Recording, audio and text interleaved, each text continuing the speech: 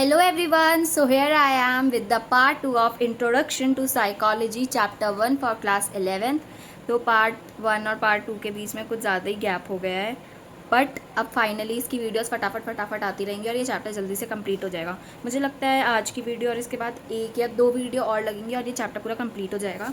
तो देखो, ये पहले तीन चीज़ें हम कर चुके हैं पहली वीडियो में। अब ये बाकी के 3 टॉपिक्स हम कवर करने वाले हैं आज की वीडियो में। तो जल्दी से स्टार्ट करते हैं। अरे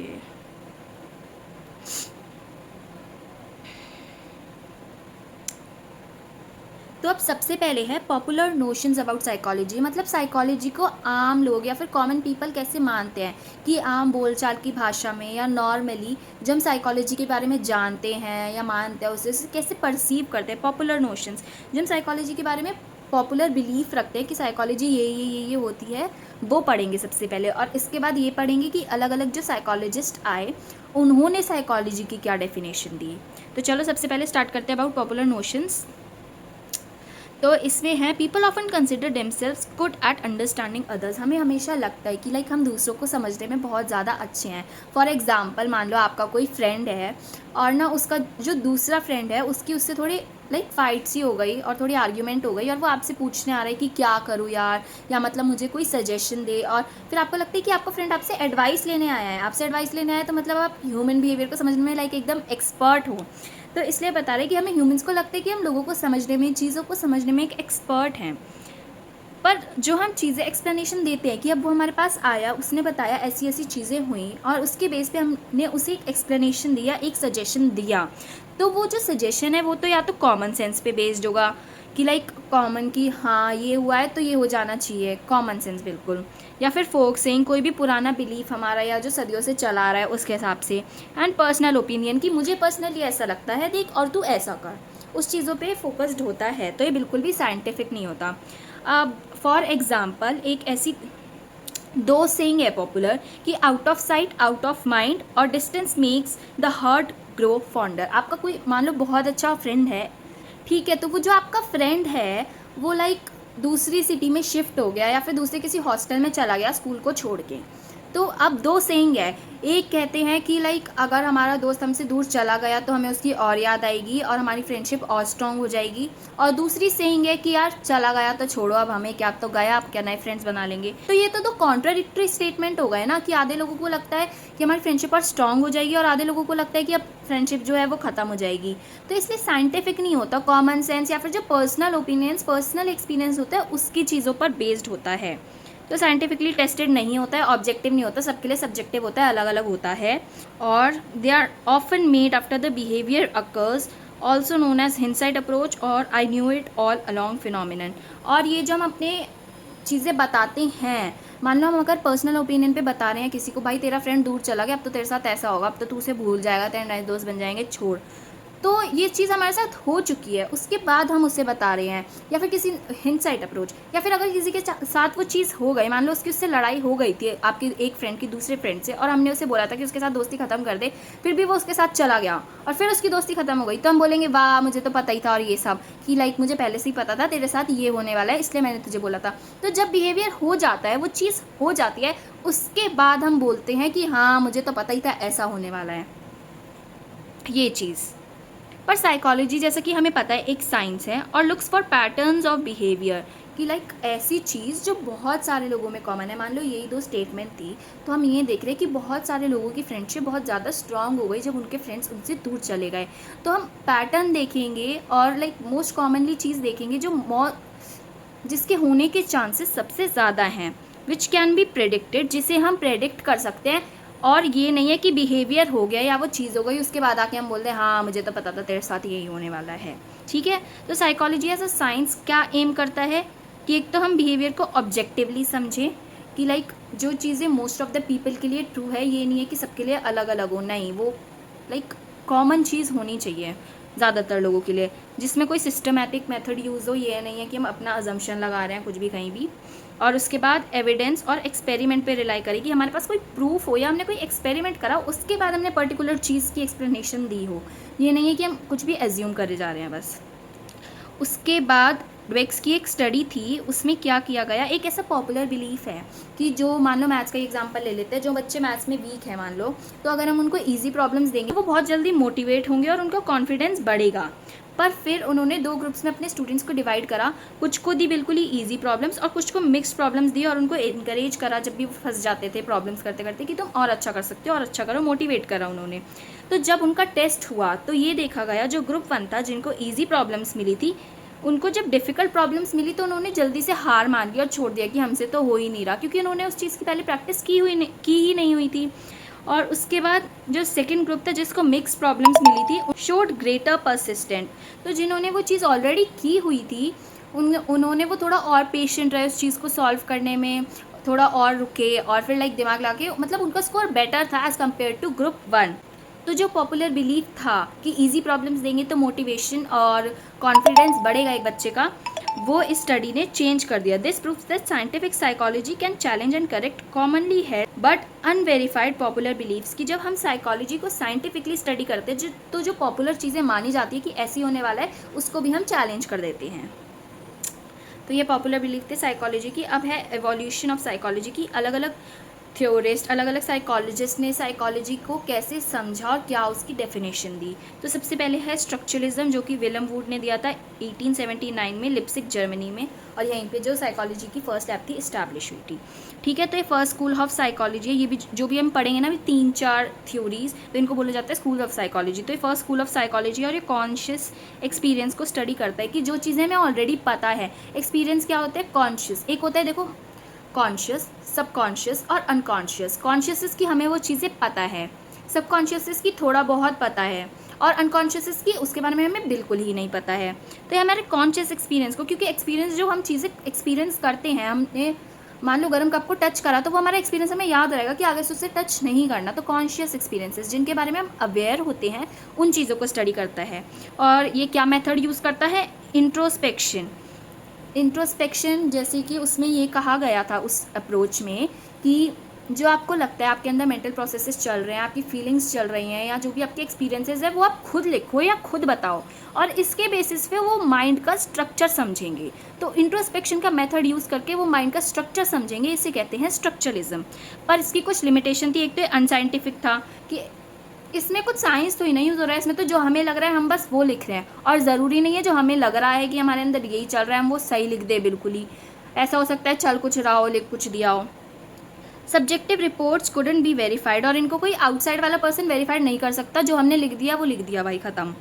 lead to newer psychological perspectives, तो फिर इसके बाद नए साइकोलॉजिकल पर्सपेक्टिव्स आए, स्कूल्स ऑफ साइकोलॉजी आए, क्योंकि इसकी तो बहुत ज़्यादा ही लिमिटेशंस थी।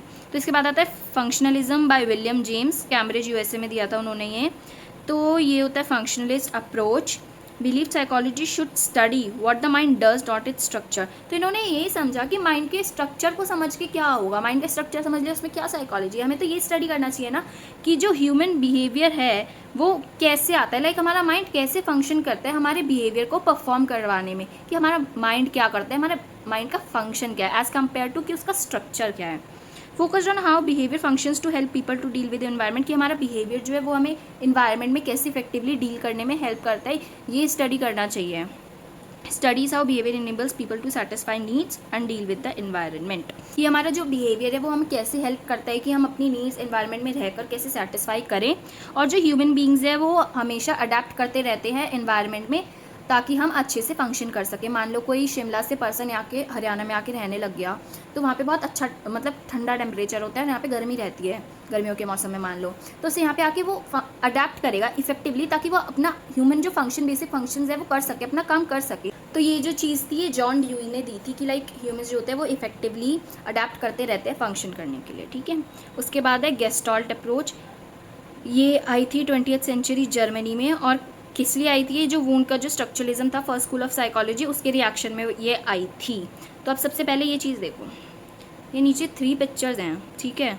अब मैं तुमसे पूछूं कि अगर ये क्या है तो आप मुझे बताना कि आपको क्या लग रहा है। फर्स्ट पिक्चर में ऐसा नहीं लग रहा कि ये स्टार है, ऑल्दो वो स्टार पूरा बना नहीं है, बट हमें ऐसा लग रहा है कि वो स्टार है। सेकेंड पिक्चर में हमें लग रहा है ट्रायंगल है, और थर्ड पिक्चर में हमें लग रहा है क्यूब है। ऑल्दो ये चीज़ें पूरी बनी नहीं हुई हैं, बट ये कुछ पार्ट्स बने हुए हैं उसके, जैसे मान लो इधर इधर इधर से समझ आ रहा है कि ये ट्रायंगल है, बट बीच में तो कुछ है ही नहीं ना। तो ये अलग अलग पार्ट्स दिए हुए हैं, पर इन पार्ट्स को पूरा हमारा ब्रेन ऐसे एक साथ जोड़कर एक पिक्चर दे रहा है हमें पूरे के पूरे ट्रायंगल की। बस यही गेस्टॉल्ट अप्रोच है। तो functions on the organisation of perceptual experiences, ये क्या स्टडी करता है कि जो हम इन्वायरमेंट को कैसे परसीव करते हैं, कैसे देखते हैं, या हम किसी भी चीज़ को इन्वायरमेंट से जो हमें मिलती है हम उसे कैसे समझते हैं, स्टडी करते हैं। लाइक हमारी उसके बारे में क्या थिंकिंग है, हमारा उसके बारे में क्या परसेप्शन है। ठीक है। Argued that perception is more than sum of it parts. अब जैसे यहाँ पे था कि जो हमारा माइंड जो चीज़ों को परसीव करता है, हमारा इन्वायरमेंट हमें कुछ सिग्नल्स देता है मान लो, और वो हमें कुछ पार्ट्स में देता है, और जब हम उसे अपने माइंड में समझते हैं, परसीव करते हैं, तो हम उस अलग अलग पार्ट्स को जोड़कर इकट्ठा एज अ होल स्टडी करते हैं। ये स्टेटमेंट है ये, इसलिए ये बहुत ज़्यादा इंपॉर्टेंट है। ये मेन डेफिनेशन है मतलब गेस्टॉल्ट अप्रोच की। ये हमारा जो इन्वायरमेंट है वो हमें पार्ट्स में सिग्नल देता है, बट परसीव करते टाइम जो हमारा माइंड है वो सारी चीज़ों को कंबाइन कर देता है, एज अ होल स्टडी करता है फिर वो उस चीज़ को। what we experience is more than just sensory inputs from the environment, कि जो हम चीज़ें एक्सपीरियंस करते हैं वो जो हमें इनपुट मिलता है उससे काफ़ी ज़्यादा होता है। Emphasise that the experience is holistic, it is gestalt, कि मतलब ओवरऑल पूरे को स्टडी करना यही हमारा एक्सपीरियंस होता है, इसलिए से गेस्टॉल्ट कहा गया है। एग्जाम्पल कि मान लो एक इनकम्प्लीट सर्कल दिया हुआ है हमें, तो उस इनकम्प्लीट सर्कल को मान लो मैं ड्रॉ कर देती हूँ ना, हाँ जैसे मान लो ऐसा दिया हुआ है, तो अगर तुम इसे परसीव करोगे तो तुम इसे पूरा सर्कल परसीव करोगे ना। तो यही दिया हुआ है एग्जाम्पल में कि अगर इनकम्प्लीट सर्कल होगा तो हम उसे एज अ होल ही परसीव करेंगे। तो अब है बिहेवियरिज्म, और ये दिया है जॉन वॉटसन ने, और इसको सबसे ज़्यादा साइंटिफिक अप्रोच माना जाता है सारी अप्रोचेस में से, और ये भी रिएक्शन टू स्ट्रक्चरलिज्म में ही आया है। स्ट्रक्चरलिज्म हमने फर्स्ट अप्रोच पढ़ी थी ना, स्ट्रक्चर ऑफ माइंड को स्टडी करना, और उसकी लिमिटेशन थी कि उसके रिस्पॉन्स में बहुत सारी उसको कॉन्ट्रोडिक्ट करने के लिए थ्योरीज आई थी, तो ये भी स्ट्रक्चरलिज्म के रिएक्शन में ही आई थी। और rejected the idea of mind and consciousness as the subjects of psychology. इन्होंने कहा कि अगर आप माइंड को स्टडी कर रहे हो या फिर आप कॉन्शियसनेस, जिन चीज़ों के बारे में आप अवेयर हो उनको स्टडी कर रहे हो, तो मतलब आप इससे क्या ही निकालोगे साइकोलॉजी के बारे में या ह्यूमन बिहेवियर के बारे में या ह्यूमंस के बारे में। तो ये बिल्कुल ही गलत चीज़ है कि अगर हम माइंड और कॉन्शियसनेस को स्टडी करके साइकोलॉजी के बारे में या किसी पर्सन के बारे में जान रहे हैं। क्यों? क्योंकि माइंड को हम ऑब्जर्व नहीं कर सकते, जो बाहर है इंसान वो देख नहीं सकता हमारे माइंड में कि क्या चल रहा है। ठीक है। और इंट्रोस्पेक्शन इज सब्जेक्टिव। जो इंट्रोस्पेक्शन है, मान लो किसी चीज़ ने जो इंट्रोस्पेक्शन मतलब टू लुक विद इन, अपने अंदर देखना। हमने मान लो साइकोलॉजी में साइकोलॉजिस्ट के सामने किसी जाके बताया कि हम ये चीज़ें फील कर रहे हैं, तो उनको अब ये नहीं समझ आएगा कि वो हमारे जो एक्सपीरियंसेस हैं या जो हमने इंट्रोस्पेक्ट करके चीज़ें बताएं वो उसे कैसे एनालाइज करें, क्योंकि जो इंट्रोस्पेक्शन का मेथड है वो सब्जेक्टिव होता है, सबके लिए अलग अलग चीज़ें वो फेस कर रहे होते हैं, अलग अलग मतलब होता है। तो इन्होंने कहा जो इंट्रोस्पेक्शन है वो सब्जेक्टिव होता है, ना कि objective, which is absolutely different for everyone. Psychology should focus on observable and verifiable behavior. and उनके अकॉर्डिंग साइकोलॉजी को क्या स्टडी करना चाहिए? हमारे बिहेवियर को क्यों स्टडी करना चाहिए? क्योंकि वो आउटसाइड वाले लोग देख सकते हैं, तो वो हमारे बारे में जान सकते हैं कि जो हम बिहेवियर कर रहे हैं वो हम क्यों कर रहे हैं। तो अकॉर्डिंग टू वॉटसन, बिहेवियर को स्टडी करना चाहिए to know the psychology of a person, to know the psyche of a person. Psychology study of behaviour और रिस्पॉन्सेज। उनके अकॉर्डिंग साइकोलॉजी क्या है, ये डेफिनेशन है। ठीक है, कि साइकोलॉजी जो है वो स्टडी है बिहेवियर का, ये हमारे रिस्पॉन्स का, जो हम देते हैं किसी भी स्टिमुलाई यानी कि वही गर्म कप वाला एग्जांपल ले लो, उसको टच करा तो स्टिमुलाई हुआ वो, और हमारा रिएक्शन आया कि हमने हाथ दूर कर लिया। तो जो भी हमारा बिहेवियर या फिर रिस्पॉन्स है किसी भी स्टिमुलाई को लेकर, और जिससे हम ऑब्जेक्टिवली मेजर कर सकते हैं कि ये ऑब्जेक्टिव चीज़ है ना, कि अगर तुम उसको छू लोगे तो तुम हाथ हटाओगे ही, यू मतलब ये नहीं तुम हाथ जला लोगे, अपना हाथ हटा दोगे, तो ऑब्जेक्टिव। तो उनके अकॉर्डिंग हमें बिहेवियर को स्टडी करना चाहिए। तो इसके बाद आई fifth approach which is psycho analysis, जो दी सिगमंड फ्रॉइड ने, और सिगमंड फ्रॉइड का बहुत ज़्यादा कंट्रीब्यूशन है साइकोलॉजी में। तो आप इनका नाम तो साइकोलॉजी पढ़ रहे हो तो बार बार सुनोगे।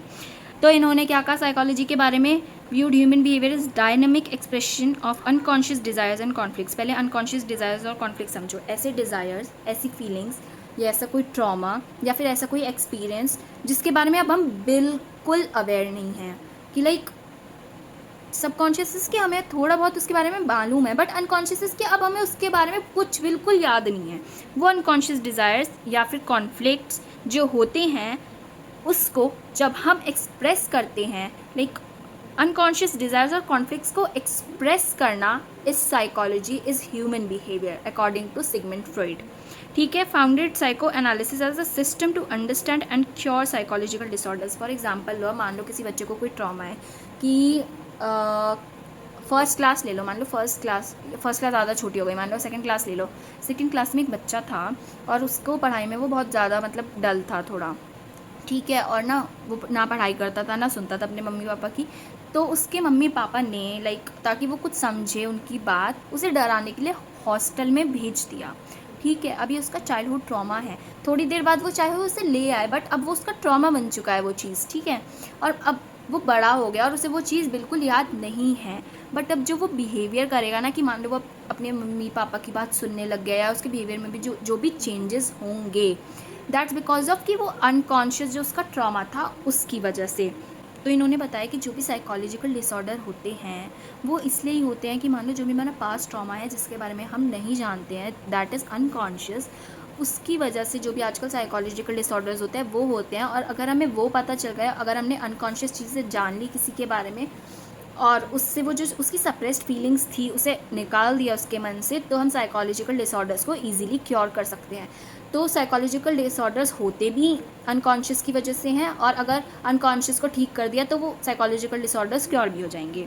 Believed humans are motivated by unconscious desires. अब मान लो आपकी कोई अनकॉन्शियस डिज़ायर है कि आपकी डिज़ायर है कि मान लो आपके इंस्टाग्राम पे 1000 फॉलोअर्स चाहिए फॉर एग्जांपल, अनकॉन्शियस डिज़ायर है आपके, आप इसके बारे में अवेयर नहीं हो, आपने अभी अकाउंट खोला है और बट समहाउ आपके माइंड में वो चीज़ है, आपको पता नहीं है बट आपकी अनकॉन्शियस में वो चीज़ है कि आपको 1000 फॉलोअर्स चाहिए इंस्टाग्राम पे। ठीक है, तो आप उस अपनी अनकॉन्शियस डिज़ायर से मोटिवेट होगे, आप अपने इंस्टाग्राम पे कंटेंट डालोगे, आपको पता नहीं है आपको 1000 फॉलोअर्स चाहिए, बट आप जो आपका अनकॉन्शियस डिज़ायर है उससे मोटिवेट होकर वो काम करोगे कि ताकि आपके 100 के फॉलोअर्स जल्दी हो जाए, 1 के फॉलोअर्स जल्दी हो जाए। ठीक है, तो ये हम क्यों करते हैं? Gratification of pleasure seeking needs, कि अगर हमारे 1000 फॉलोअर्स हो गए तो हमें प्लेजर मिलेगी ना, जो चीज़ हम चाहते थे वो चीज़ हमें मिल रही है, हमें प्लेजर मिलेगी। तो अनकॉन्शियस डिज़ायर्स जो होती है वो हमें मोटिवेट करती हैं, हमें वो पता नहीं होता अनकॉन्शियस डिज़ायर्स कौन सी होती है, बट वो हमें मोटिवेट करती है कि हम उस डायरेक्शन में काम करें। क्यों? क्योंकि हमें प्लेजर मिलेगा इसलिए। इसके बाद है ह्यूमनिस्टिक पर्सपेक्टिव। इसमें कार्ल रॉजर्स और इब्राहिम मैस्लो ने दिया है हमें humanist perspective and what does it say take a more positive view of human nature. तो जो ह्यूमनिस्ट पर्सपेक्टिव है वो ह्यूमन नेचर का एक पॉजिटिव व्यू लेता है, emphasise free will and natural striving to grow and unfold the inner potential. इन्होंने ये माना कि जो ह्यूमन बींग्स हैं वो अपनी विल के अनुसार लाइक वो फ्री है हर चीज़ से, तो जो उनकी जो फ्री विल है और ग्रो करने के लिए वो हमेशा इंसान जो है स्ट्राइव करता है, ग्रो करता है। और इस प्रोसेस में जब इंसान ग्रो करता है, इस प्रोसेस में वो अपनी जो इनर पोटेंशियल है, जो चीज़ जिस चीज़ को करने के लिए वो जितना सक्षम है, जितनी उसमें पोटेंशियल है, वो उतनी पोटेंशियल को बाहर लेके आता है। तो इन्होंने ये कहा कि जो ह्यूमन बीइंग्स हैं वो फ्री विल हैं कि अपनी इच्छा के अनुसार वो ग्रो करने के लिए हमेशा स्ट्राइव करते रहते हैं, जिसकी मदद से वो जो अपनी इनर पोटेंशियल है उसको वो बाहर लेके आते हैं। Oppose behaviourist view of behaviour only being environmentally determined. और इन्होंने ये बिहेवियरिस्ट व्यू के बिल्कुल खिलाफ थे, क्योंकि इनका मानना था कि बिहेवियरिस्ट व्यू में बस हम ये देखते हैं कि जो इन्वायरमेंट से हमें स्टिमुलाई मिला है हम उसको कैसे रिस्पॉन्स कर रहे हैं, तो इसमें बस इन्वायरमेंट को देख रहे हैं हम, कुछ भी हम इंसान की साइकी के बारे में नहीं देख रहे हैं। Criticise behaviour for undermining human freedom dignity and for its mechanistic approach to human nature. और इनका मानना था कि बस ह्यूमन मतलब ये तो ऐसा मशीन की तरह हम इंसान को स्टडी कर रहे हैं ना, कि उसको ये इनपुट डाला, ये स्टिमुलाई डाला और उसका ये आउटपुट आया, रिस्पॉन्स आया, तो ये बहुत लाइक मशीन की तरह होगा, मैकेनिकल सा हो गया। इसमें हम ह्यूमन के माइंड के बारे में या ह्यूमन की थिंकिंग के बारे में हम कुछ नहीं पढ़ रहे हैं, तो इसलिए उन्होंने बिहेवियरिज्म को क्रिटिसाइज़ करा। तो इसके बाद है कॉग्निटिव पर्सपेक्टिव। ये गेस्टॉल्ट और स्ट्रक्चरलिज्म दोनों को कंबाइन करके उनसे इन्फ्लुएंस होकर ये थ्योरी आई है और ये मल्टीपल लोगों ने दी हुई है। इसमें क्या बताया है हमें? Focuses on how we know about the world, कि हम कैसे वर्ल्ड को समझते हैं, कि हमारी नज़रों में जो ये वर्ल्ड है ये क्या है। Cognition means the process of knowing. Cognition क्या होता है? चीज़ों को जानना। अब चीज़ों को कैसे जानेंगे? थिंक करके, सोच के, अंडरस्टैंड करके, समझ के, परसीव करके कि लाइक उसके बारे में हम कैसे समझ रहे हैं, उसके बारे में उसको कैसे परसीव कर रहे हैं, मेमोराइज, प्रॉब्लम सॉल्विंग एट्सेट्रा, ये सारे कॉग्निशन प्रोसेस होते हैं। तो कॉग्निशन क्या होता है? नो करना, किसी भी चीज़ को जानना, थिंकिंग, अंडरस्टैंडिंग, परसीविंग, ये सारे प्रोसेसेस को यूज़ करके, ठीक है। और ये जो हमारा कॉग्निशन है ये हमें क्या हेल्प करता है? लाइक हम चीज़ों को जान लेते हैं तो हमारे किस काम आता है? हमें ये हेल्प करता है कि इन्वायरमेंट से हम इफेक्टिवली डील कर सके। तो इन शॉर्ट ये है कॉग्निटिव पर्सपेक्टिव कि कैसे हम चीज़ों को जानते हैं और उन चीज़ों को नो करके हम कैसे इन्वायरमेंट से इफेक्टिवली डील करते हैं। This is cognitive perspective. इसके बाद आया कंस्ट्रक्टिविज्म, जो कि जीन पियाजे ने दिया है। Human beings actively construct their mind, जो इनका कहना है कि जो ह्यूमन बींग्स है वो अपना माइंड लाइक हमेशा वो नई नई चीज़ें सीखते रहते हैं, अपना माइंड कंस्ट्रक्ट करते रहते हैं। Done through exploration of physical and social world. मान लो अलग अलग कंट्रीज़ में जा रहे हैं, हम उनके बारे में जान रहे हैं, हम लोगों से रिलेशन बनाना सीख रहे हैं, लोगों से बात करना, अपने आप को प्रेजेंट करना, तो हम कंस्ट्रक्ट कर रहे हैं, हम ग्रो कर रहे हैं। ये कैसे होता है? फिजिकल या सोशल वर्ल्ड से जब हमारा इंट्रैक्शन होता है उसके बेसिस पे हम अपने आप को ग्रो करते हैं, कंस्ट्रक्ट करते हैं। This active construction of the mind is known as constructivism. और इसी को हम अपने माइंड को कंस्ट्रक्ट करने को ही कंस्ट्रक्टिविज्म कहा गया है। जीन पियाजे ने प्रपोज किया है जो कि चिल्ड्रन है वो एक्टिवली कंस्ट्रक्ट करते हैं, क्योंकि चिल्ड्रन एक जगह, छोटे बच्चे होते हैं ना, वो एक जगह टिक के नहीं बैठते, वो कभी कुछ करते हैं कभी कुछ करते हैं, और उन चीज़ों से वो सीखते रहते हैं। मान लो वो क्ले से भी कुछ बना रहा है तो मान लो वो उसको राउंड शेप भी दे देता है, तो वो ये समझ रहे कि अगर मैं ऐसे मूवमेंट करूँगा तो राउंड शेप आएगी क्ले की। तो वो कंस्ट्रक्टिविज्म है कि लाइक एक जगह वो टिक के नहीं बैठेगा, कुछ ना कुछ करता रहेगा ताकि उसका माइंड कंस्ट्रक्ट हो। तो चिल्ड्रन का जो माइंड होता है वो एक्टिवली कंस्ट्रक्ट होता रहता है। इसके बाद है सोशियो कल्चरल व्यू, ये दिया है वाइगॉट्स्की ने। इनका मानना है mind develops through social and cultural interaction, कि जो हमारा माइंड है वो कैसे डेवलप होता है जब हम लोगों से इंटरेक्ट करते हैं, कि हमारा कल्चर का इन्फ्लुएंस है हमारे ऊपर। तो एकदम सोशली कैसे इंटरेक्ट कर रहे हैं, लोगों से कैसे मिलजुल रहे हैं, ये हमारे माइंड को शेप करता है, और हमारा कल्चर हमारे माइंड को शेप करता है। It is a joint culture construction between children and adult. For example, एक गर्ल है और उसकी मम्मी को ना बहुत ज़्यादा ऐसे तैयार होने का शौक है और मेकअप वगैरह करने का, तो उसके बिहेवियर में भी वो चीज़ आ जाती है। वो बच्ची सारे दिन लाइक मिरर के सामने खड़ी रह के कभी लिपस्टिक लगा रही है अपनी मम्मी की, कभी ब्लश लगा रही है, कभी कुछ कर रही है, कभी कुछ कर रही है, ठीक है। तो लाइक जो चिल्ड्रन होते हैं वो एडल्ट अपने पेरेंट्स से सीखते हैं। तो हमारा माइंड कैसे कंस्ट्रक्ट होता है? सोशली हम कैसे इंटरेक्ट करते हैं, हमारा कल्चर। और it is a construction between children and adults, कि चिल्ड्रन जो है अपने बड़ों को देख के सीखते हैं। एक बच्चा मान लो मंदिर के सामने से जा रहे हैं और हम ऐसे हाथ जोड़ के जय कर रहे हैं, तो वो बच्चा भी वही सीखेगा और वो भी अगले टाइम जय करेगा। तो कैसे सोशली इंटरेक्शन, वो देख रहा है कि चीज़ें कैसे एनवायरनमेंट में हो रही है, उसके कल्चर में कैसे हो रही है, और उसे अडॉप्ट करके उसका माइंड ग्रो हो रहा है। This is socio cultural view. और इसी के साथ सारी अप्रोचेस ख़त्म होती है। तो अब हमारा last topic, development of psychology in India. तो इसको मैंने ना शॉर्ट बुलेट पॉइंट्स में कर दिया, क्योंकि वो एक तो पैराग्राफ में लिखा हुआ है एनसीईआरटी में, वो थोड़ा बोरिंग हो जाता है, समझ भी नहीं आता, तो इसलिए शॉर्ट बुलेट पॉइंट्स में कर दिया है। और मैं इसकी पीपीटी भी शेयर कर दूंगी ताकि तुम ये पढ़ लो शॉर्ट में, क्योंकि इसमें ज़्यादा कुछ एक्सप्लेन करने का नहीं है। इट इज़ एमसीक्यू के बेस पे ये चीज़ें दी हुई हैं, जैसे कि बिगनिंग ऑफ मॉडर्न साइकोलॉजी वाली चीज़ें। तो इसमें कुछ पढ़ाने की चीज़ है नहीं, मैं तुम्हें ओरली बता दूंगी, बट तुम्हें अल्टीमेटली ये चीज़ें याद करनी पड़ेगी एमसीक्यू के पर्सपेक्टिव से। Ancient roots, Indian tradition studied mind, self, consciousness, thinking and behaviour. तो एशियन रूट्स की हमारे इंडिया में पहले साइकोलॉजी कैसा था? तो जब हमारे इंडियन ट्रेडिशन के हिसाब से हम साइकोलॉजी को माइंड, सेल्फ, कॉन्शियसनेस, थिंकिंग और बिहेवियर के हिसाब से पढ़ते थे, बट जो मॉडर्न साइकोलॉजी थी उसने इन सब चीज़ों को इग्नोर कर दिया। क्यों? क्योंकि वो वेस्ट की चीज़ों से इन्फ्लुएंस थी, वेस्टर्न साइड, अमेरिका, यूएसए, इन सब की थ्योरी से वो ज़्यादा इन्फ्लुएंस थी साइकोलॉजी डेवलप करने के लिए इंडिया में। तो सबसे पहले साइकोलॉजी स्टार्ट कैसे हुई? 1950 में फर्स्ट साइकोलॉजी लैब बना कैलकाटा यूनिवर्सिटी में। 1960 में फर्स्ट साइकोलॉजिकल डिपार्टमेंट बना। 1938 में अप्लाइड साइकोलॉजी डिपार्टमेंट बना। की पीपल कुछ ये इंपॉर्टेंट लोग हैं। Doctor NN Sen Gupta, experimental psychology, इन्होंने एक्सपेरिमेंटल साइकोलॉजी में काम किया है, इसको इंट्रोड्यूस करा है इंडिया में। और professor G Bose, Freudian psycho analysis, इन्होंने जो सिगमंड फ्रॉइड की जो साइको एनालिसिस अप्रोच पढ़ के आए हैं उस पर और स्टडी करी इंडिया के according.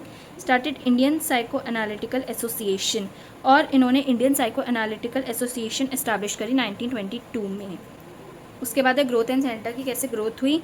Mysore and Patna universities were early centres. तो मैसूर और पटना यूनिवर्सिटीज़ कुछ अर्ली सेंटर थे साइकोलॉजी के, बट आज 70 यूनिवर्सिटीज़ हैं, 70 से ज़्यादा ही इनफैक्ट यूनिवर्सिटीज़ हैं जो साइकोलॉजी को टीच करती हैं और उसमें डिग्री देती हैं। और कुछ सेंटर्स ऑफ एक्सीलेंस की जहाँ पे बहुत अच्छा साइकोलॉजी पढ़ाया जाता है, that is Utkal university and Allahabad university. उसके बाद डॉक्टर सिन्हा, इनका एक बहुत ज़्यादा की कंट्रीब्यूशन रहा है इंडियन साइकोलॉजी में, और अपनी बुक में इन्होंने साइकोलॉजी ऑफ इंडिया को 4 फेजेज़ में डिवाइड करा है कि डेवलपमेंट कैसे हुआ है इंडिया में साइकोलॉजी का, उसको 4 फेजेज़ में डिवाइड करा है। तो before independence, experimental, psycho analysis और टेस्टिंग, इन पर फोकस किया जाता था, इन पर डेवलपमेंट की जाती थी इंडिया में। ईयर ऑफ इंडिपेंडेंस 1947 से लेकर 1916 तक एक्सपेंशन किया साइकोलॉजी का, और linking western ideas to the Indian context, और फिर जो वेस्टर्न की जो आइडियाज़ थे, वेस्टर्न थ्योरीज थी, उनको इंडियन कॉन्टेक्स्ट से रिलेट करा। उसके बाद पोस्ट 1960s के बाद क्या किया गया, प्रॉब्लम ओरिएंटेड रिसर्च पर फोकस करा गया कि हम इंडियन इश्यूज़ पर फोकस करें, इंडिया के कॉन्टेक्स्ट में हम साइकोलॉजी को फोकस करें। लेट 1970 ऑनवर्ड्स इंडिजनाइजेशन, मतलब यूजिंग इंडियन कल्चर को यूज़ करा, इंडियन टेक्स्ट को यूज़ करा, ताकि हम इंडियन साइकोलॉजी को बिल्ड कर सकें, कि हमने उसे इंडियन कॉन्टेक्स्ट में अडॉप्ट किया। पहले हमने सीखा वेस्ट से, और उसके बाद इंडिया में उसे कैसे यूज़ करना चाहिए, कैसे समझना चाहिए, उसके अकॉर्डिंग करा। और प्रेजेंट डे आज साइकोलॉजी को हम इंडियन कल्चर और मॉडर्न साइंस दोनों की तरह से इंडिया में स्टडी करते हैं। और साइकोलॉजी को क्या कहाँ अप्लाई किया जाता है अब इंडिया में, hospital, school, sports, HR, IT, advertising, development work etcetera. तो इसी के साथ ये वीडियो ख़त्म होती है, और थोड़ी ये वीडियो ज़्यादा लंबी हो गई, आई नो, बट ये जो इवोल्यूशन ऑफ साइकोलॉजी था, ये बहुत ज़्यादा इंपॉर्टेंट पार्ट था, कि लाइक ये साइकोलॉजी का बेस है, और मैं चाहती थी कि अच्छे से मैं पढ़ा दूँ, ताकि आगे तक अगर मैं फास्ट पढ़ा देती तो तुम्हें कुछ समझ नहीं आता, वो रटने वाली चीज़ हो जाती, बट अब तुम्हें एक अंडरस्टैंडिंग हो गई होगी कि हाँ, कि कैसे साइकोलॉजी इवॉल्व हुई है ओवर द टाइम पीरियड। तो इसलिए मैंने इसे थोड़ा स्लो तरीके से पढ़ाया है, इसलिए वीडियो लंबी हो गई है, बट आई होप कि तुम्हें वीडियो अच्छी लगी होगी, सब कुछ समझ आ गया होगा। और कमेंट बॉक्स में मुझे अपना फीडबैक ज़रूर देना कि वीडियो कैसी लगी। और इसी के साथ थैंक यू, बाय बाय।